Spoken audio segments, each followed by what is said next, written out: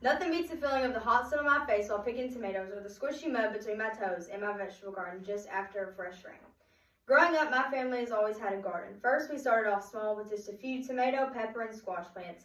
Then we began to grow more fruits and vegetables like eggplant, cabbage, zucchini, broccoli, and even watermelon. As our garden grew, so did our problem with pests. In order to fix this, we used a raised bed plastic layer to lay the plastic for the plants to grow in. Then we put the nylon plastic in the middle of each of the rows to keep the weeds and grass from growing and getting into all of our fruits and vegetables.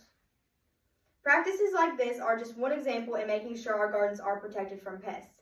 Integrated pest management, IPM for short, is one way to farmers manage their problems with insects, diseases, animals, and other pests that cause damage to their crops. They try to fix these problems by combining biological, cultural, mechanical, and chemical practices. These are many steps that we take to be able to understand pests and decide the best methods of keeping them away. The goal of IPM is to reduce the environmental, health, and economic risks that pests can cause. There are ways to possibly reduce the pesticide applications while still addressing the problems in the garden.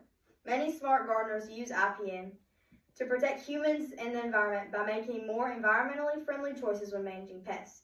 Integrated pest management is necessary. Without it, risk of crop and plant loss rises. Today I'm going to discuss with you the steps of IPM, types of sustainable pest management practices, as well as the benefits of utilizing them. Good morning, my name is Cavanah-Dilback. Thank you for your time. Have you ever heard of practices like crop rotation, water management, trap cropping, or companion planting? These are all examples of system-based practices which are preventative tactics for organic pest management. For example, my family uses the raised bed plastic layer to help with our water management. When laying the plastic, it drops the drip tape which connects to the main water line and shutoff. This helps us stay more on top of ensuring that our garden gets all the water it may need. Mismanaged water can sicken your plants, making them more susceptible to insects and plant pests. Another basic tactic you may use is crop rotation. Crop rotation is where you plant your vegetables in different areas of your garden from year to year, which may help reduce the pest infestation by disrupting the insect life cycle. By the time the spring months roll around, all of the pests that were in the ground will emerge and begin searching for host plants. But if a plant that the pests prefer to eat is a few yards away, then they will have to travel to the source. Many die along the way, either by prey to bird or other predators. On another note, many veggies actually remove the nutrients from the soil. So by rotating the vegetable crops each year, the soil in that particular area will have time to rest and rejuvenate.